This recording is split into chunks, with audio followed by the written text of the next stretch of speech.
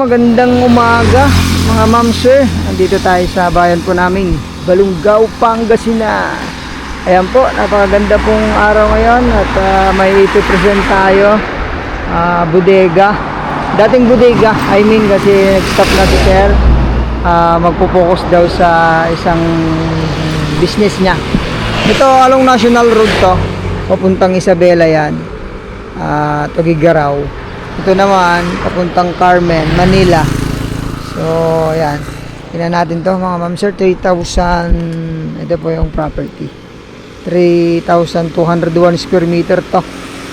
Frontage, 26 meters mga ma'am sir. Dating ano to, construction supply.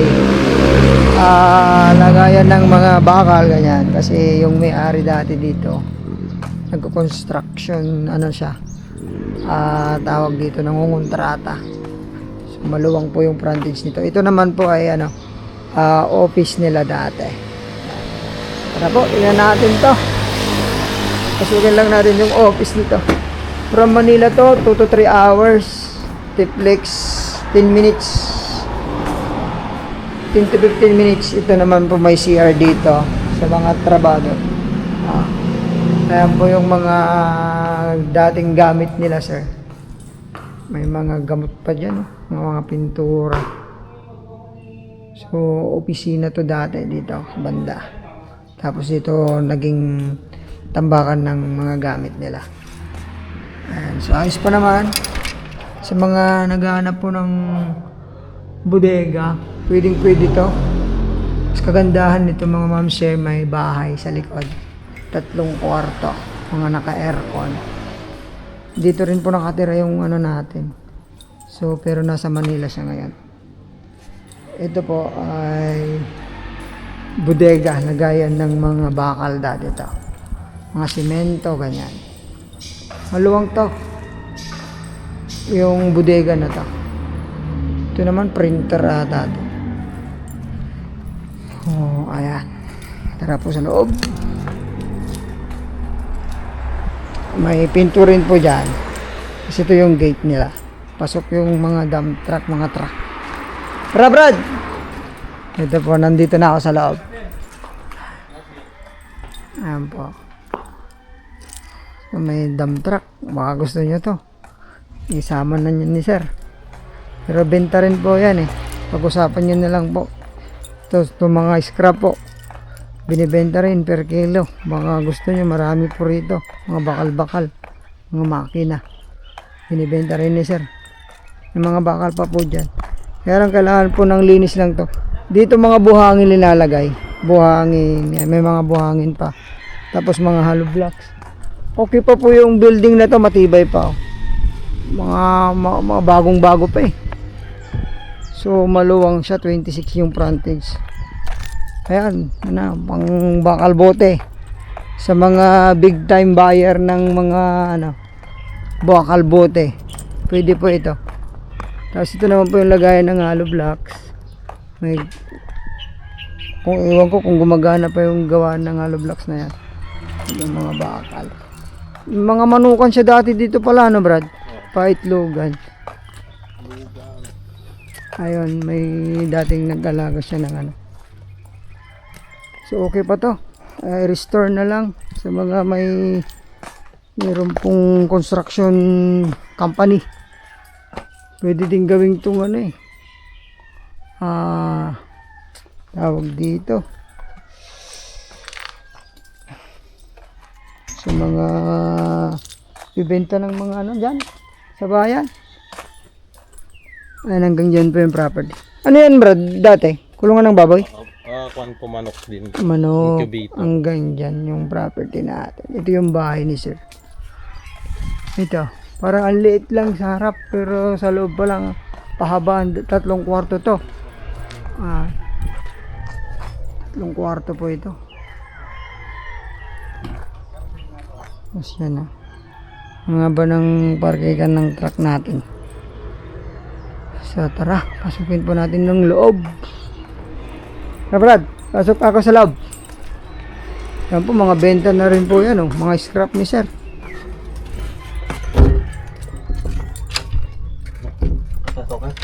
na. Nay? Linakan tayo ni nanay. Ayan po, ito yung bahay nila. Mataas po yung ceiling. Malamig. Yung bahay. Tapos meron po ditong opisina. Left side. Ayan, naging lagayan na ng gamit. Naka-aircon din po. Ayan. Naka-tiles po. Tapos ito, may left side, kwarto. Ay, ma'am, pwedeng yun na lang. Ayan, mga anak ni sir. Naka-aircon din po. Maluluwang po yung kwarto. Ito naman po yung pangalawa. Kwarto nila, ma'am. Kasama na ba TV na malaki? Ito, ang laki-laki. Ha? Ito yung may CR? Ay, oo. Ito pala may CR siya. Ayan po. Tapos may cabinet. Bulita si Raven Zero na. Ayan. Baka dito yung ilaw eh. Ay, wala. Yung kit ng CR, oh, may shower room. Ito po. Pwedeng mag-business. May bahay ka na rin po. Tapos ito pangatlo. White Ay, may CR pa po dito. Common CR to. Bay mo anak da, bro? Mano anak da? Pangalawang CR. Shower. Ang luwang ng shower nila, oh. Ang ganda. So, 3 kwarto. 2 CR na yan. Ito may tao. Pwedeng silipin natin. Ito naman yung kusina nila. Ang ganda. Talagang white. Ito kwarto mo, Brad? Yeah.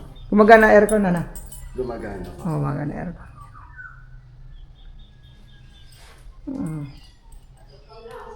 Puro binata talaga na palang mga anak ni sir. Pero ilang taon lang si papa mo, no? Nasa 40. 40, no? Sinag-usap kami. Tapos yung mga rep nga, kasama pa kaya? Di na. Ang luwang po ng sala. Ay, ng kusina po nila.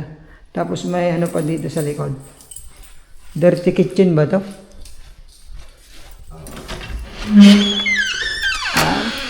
Ito po may ano, dirty kitchen sa likod. Malamig dito sa likod, ano? Ay, baka tirahin ako yan. Ay, tapos may ano dito, ilog sa likod. Pwedeng mamingwit. Ay, kwarto pa ta? Pang kuan. Pang bisita? Kasama. Maid. Isang bahay. Kwarto ni nanay nga rin to. Oh, ito. Kinulang lang ng bubida. Pero ayos to. Luwang pala dito. Kung tinitignan mo sa labas, parang ano lang. Ito po yung side. So nakabakod dito kasi ilog po yan. 3 kwarto. Pang-4 yung bahay ng maid. So, lahat naman naka-aircon. Yung maid lang hindi naka-aircon. Ay, sakit sa paa. Tara po. Okay, thank you. Yung bahay. Yung mga gamit po kukunin daw ni sir. Pag-usapan nyo na lang po yung mga ano dyan. Ibang gamit. Sa labas. Ito naman po yung sala. Yun po yung may-ari ng bahay, tumigilid. Ang ganda ng sala, Design na rin siguro ni Sir to, Boss, siya na rin nag-design. Ganda rin pagkaka-design, Mataas ang ceiling niya. So, yan ulitin ko po. Bahain po ng Balunggaw. Dating construction supply. Bodega, meron tayo bahay, opisina. Lagay ng mga gamit. Restore na lang. 3,201 square meter to, mga ma'am sir. Ulitin ko po, sa mga ano din, nagbibili ng mga scrap per kilo na to. Mas makakamura kayo kung lahatan tong bilhin ninyo. Ayan po. Ito po, ang presyo nito nasa 8 milyon. Nausap na lang kayo ng seller natin. Opo. Titled property, clean title, updated tax to, mga ma'am sir. Ayun po. From town proper, mga ma'am sir, ito wala pang 10 minutes. Siguro nasa 5 minutes more or less sa town ng Balongaw. Triplex naman 10 to 15 minutes.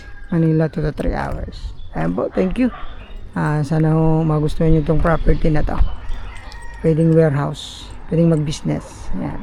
God bless po sa inyong lahat. Thank you.